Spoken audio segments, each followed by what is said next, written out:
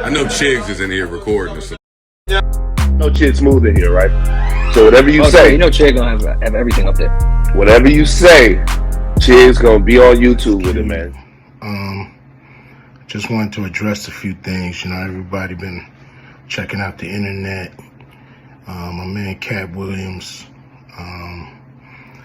First of all, I just want to say, we shot that movie over 20 years ago. So, people have different perspectives, and it's been a long time. I also want to say, every comedian that I've worked with, every comedian that I've put in a movie, I only put them in the movie because I thought they was funny. I thought they was perfect for the part. I tried to put them in a position to win. That's what it's all about, I look at from, Chris Tucker and Bernie Mac and Mike Epps, Katt Williams, Ricky Smiley, Michael Blackson, Cedric, Kevin Hart. All these guys I know are funny as hell. I didn't discover them. They were doing their stand-up or doing their thing, and I knew that they were great and that they could act, and that if I have an opportunity, I was going to give them an opportunity. To me, that's what it's all about. As far as specific things, Katt was 100 on a few things. Most of what he was saying, a couple things, I just want to clarify. When we bring in a new, comedian, we do have them try out for different roles. So Ricky did give Money Mike a shot. But when we saw him and, we kind of saw how he moved and how he was, auditioning, we decided that he would be a better, Santa Claus, which was, to me, the perfect casting. When we saw Mike, damn, I call him Money Mike. When we saw Katt, when I saw him, I just knew that he was perfect for Money Mike. And Katt, said he wrote his role, which, the role was written, but he enhanced it. This is why Katt was so dope in the movie. Money Mike had a small role, about as big as the Santa Claus role, but when we start filming, he was giving us such magic that we kept expanding his role and giving him more to do because he was on point. When we shoot these movies, for one, the scripts are fire, or they wouldn't even do it. The scripts are laugh out funny. But we shoot the script, but once we get what we need from the script, we let the comedians ad-lib, riff, play with the words, do their thing. We give them a take where they can, or 2, 3 takes where they can go off and do what they feel. Sometimes it makes the movie, sometimes it don't. When somebody gives you jewels, you want to try to make sure that makes the movie.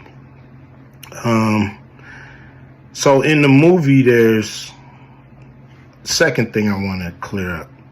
I would never shoot a rape scene in a movie, especially like Friday, where you actually see this happening on camera. That ain't my style. If you check out any of my movies, they not raunchy. We did a movie called Players Club where the subject matter was a little raunchy, but for the most part, even that, we left it to your imagination. So the only reason that kind of stuff was in the movie is because you have three villains in Friday After Next. You have Santa Claus stealing presents. You have Damon, just got out of prison, sweating. Craig and Day for the rent money. And then you have Money Mike, a pimp that treats his woman, like a property. So Craig is always fighting the villains in the movie, from the Joker brothers to Debo. And so we already had Craig fighting Santa Claus. And the only real way to get rid of the other two villains was to have them go against each other. And the plier joke was always in the script. It was never, we would never ever show that. That's not my style if you look at any of my movies. So, that was never a discussion. We, at that point in everybody's career, we would listen to a certain extent, but we wasn't gonna change the movie for any actor. We do what we feel, and if it was a rape scene, it would have been in the movie. There was no reason not to shoot it. But that's not my style. I don't even like that kind of shit in movies, on camera. And so, that was, to me, a little discrepancy there. Katt, he wrote a lot of his part because, like I said, he was giving us jewels, so we were keeping the camera rolling. He was coming off the dome. He was coming prepared every day to steal the show. That was his mission. And, that's what he did, with the movie. And it launched his career, And I'm proud of the movie. I'm proud of all the guys who've, come through, a Q Vision production and went on to do bigger and better things.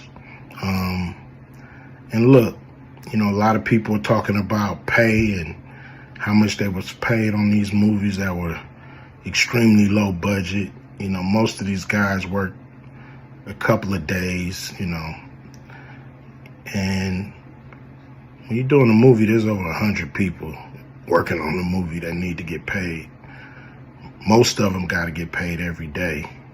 And there's pre-production and post-production. Even after you finish with the actors, you got to pay editors and sound people. And my movies are all about quality. So most of the money go up on the screen. I'm not giving you no bullshit. I'm not giving you no low budget, shit you can laugh at because it's so cheap. So, we try to put all the money on the screen.